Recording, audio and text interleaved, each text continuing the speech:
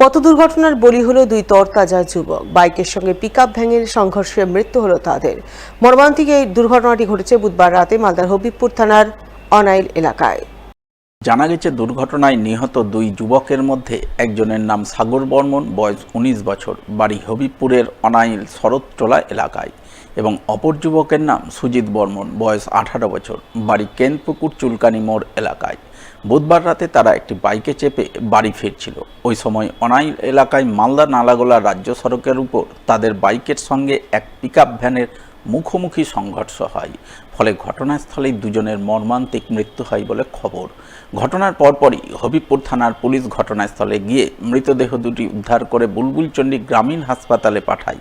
পরে হাসপাতালে ছুটে যান হবিবপুর থানার আইসি দেবব্রত চক্রবর্তী এবং হবিবপুরের বিডিও অংশুমান দত্ত।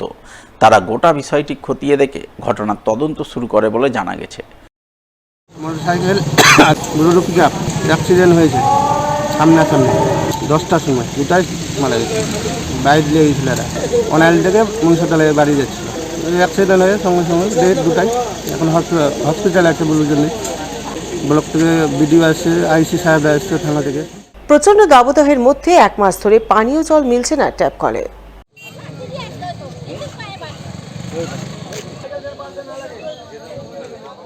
প্রতিবাদে পথ অবরোধে সামিল হলেন এলাকাবাসী।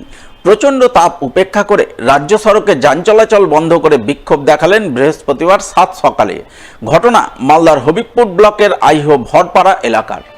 আমরা পথ অবরোধ করছি জলের জন্য। 1 মাস থেকে আমরা জল পাচ্ছি না। এখন কিসের জন্য পাচ্ছি না বলতে পারবো না, কিন্তু এখান থেকে আমরা জল পাচ্ছি না। 1 মাস থেকে জল পাচ্ছি না। আর কোথা থেকে জল নিয়ে আসবো? এক বেলা না খেলেও আমাদের চলে যাবে, কিন্তু জল না পেলে আমাদের চলবে না।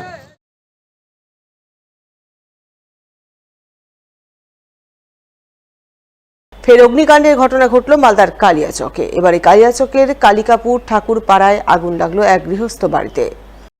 বৃহস্পতিবার দুপুরের দিকে রান্নার সময় হঠাৎ করে ওই এলাকার বাসিন্দা উত্তম দাসের বাড়িতে আগুন লাগে। সঙ্গে সঙ্গে স্থানীয়রা ঝাঁপিয়ে পড়ে আগুন নেভানোর চেষ্টা চালান। পরে কালিয়াচক থানার পুলিশ ও দমকলের একটি ইঞ্জিন ঘটনাস্থলে ছুটে যায়। এরপর দমকল কর্মীরা প্রায় 2 ঘন্টা চেষ্টায় আগুন নিয়ন্ত্রণে আনে। তবে আগুন নিয়ন্ত্রণে আসলেও পরিবারটির ঘরবাড়ি আগুনে পুড়ে ছারখার হয়ে যায়। ফলে প্রচুর ক্ষয়ক্ষতি হয় বলে জানা গেছে।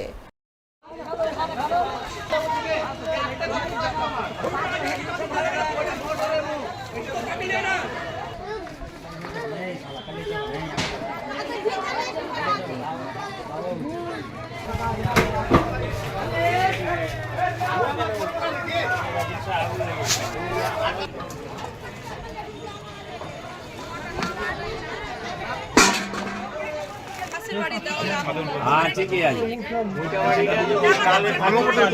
ক্ষতিগ্রস্ত